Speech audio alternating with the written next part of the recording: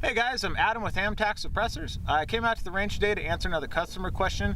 The person wanted to know what suppressor do we recommend for 224 Valkyrie, and we honestly didn't have an answer for him because we've never shot one of our suppressors on a 224. It's a really new cartridge still, and there's only a few companies making rifles for them. Luckily, our friends at JP are one of them, and they sent us a beautiful SCR-11 that has the non-reciprocating side charging handle on it. If you ever get a chance to shoot one of these things, try it out because it is beautiful. Unfortunately, this one in particular has a pretty long gas system on it, which means there's not going to be enough exposed barrel there to use one of our over barrel suppressors. So we're only going to be able to test with end barrel suppressors. So what we have here is a SBR 556, which is our end barrel 223 can, and we have a new Mantis-E, which is our end barrel 30 cal can, and we have a half 28 to 5/8 24 thread adapter in there so we can screw it onto the rifle. I also do not have a 6.8 SPC magazine, which means I'm gonna have to single load this thing, but you know, whatever, we'll work through it. So for reference here, we are shooting Federal Fusion, which is a 90 grain bullet at 2,700 feet per second.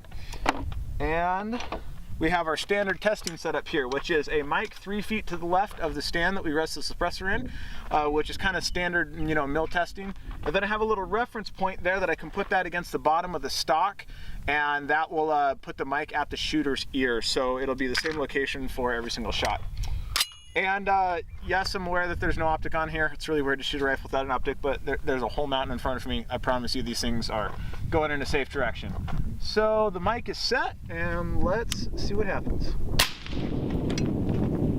136.8 for the first shot with the 5.56 can.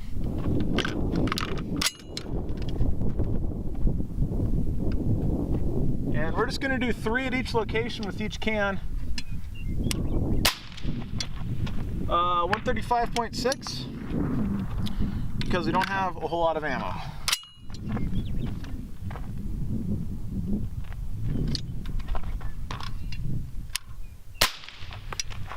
And 131.7. All right, now we're going to go over to the ear. Bring a couple pieces with me.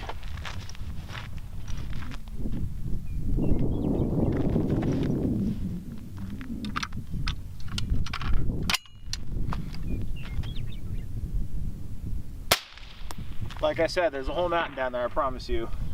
130.1 for that one.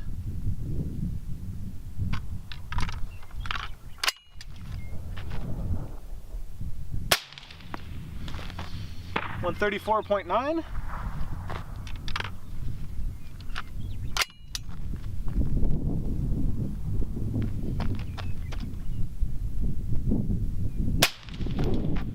And 134.7. So, empty, and now we're going to take off this guy. We're going to put on the Mantis suppressor.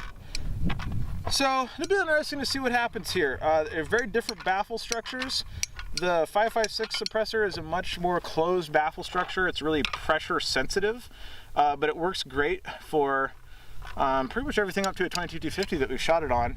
The 30 cal suppressor, because it has to work on everything from a 300 blackout to 300 Win Mag, is a little bit more open baffle structure, a little more turbulent, and we'll see how it does here.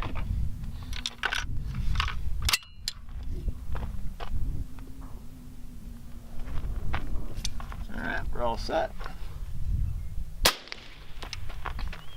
141.6. So off to the side, it looks like it's probably going to be a few decibels louder. We'll see what happens with the rest of these. 136.7.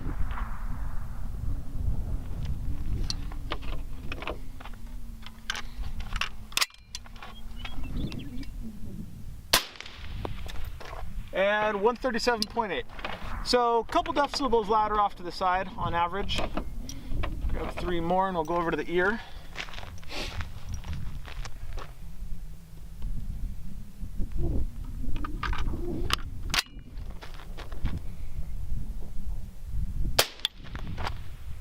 Uh, 130.2.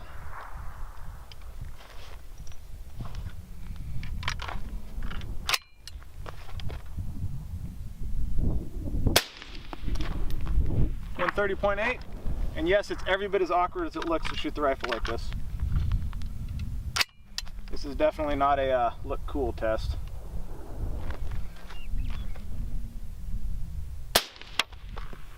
And 132.5. Luckily there's about 0 recoil in this thing. So there it is. Pretty darn similar at the ear, within a decibel or two. Threshold for human hearing is about 3 decibels. So anything beyond 3 decibels, you can usually tell the difference. Most people, once you're within, inside of 3, about 2 decibels, most people cannot actually tell which shot is louder than the other one. So, man, I mean, it sounds great. I would probably recommend the 5.56 can if you're only gonna run it on this rifle. So, it's one of those, you know, what suppressor is best for you, right? If you're gonna run it on a bunch of stuff, definitely go with that Mantis-E. You can shoot that thing all the way up to a 300 Win Mag, and you can shoot it on this guy. It's gonna suffer a little bit in performance off to the side, but at the ear, it was pretty darn close. And just for frame of reference here, show you guys what 132 decibels sounds like. That's 137. It's pretty nice. So if you guys have any questions about any of this, go ahead and leave them up in the comments. And for anything else, you can visit us at amtacsuppressors.com.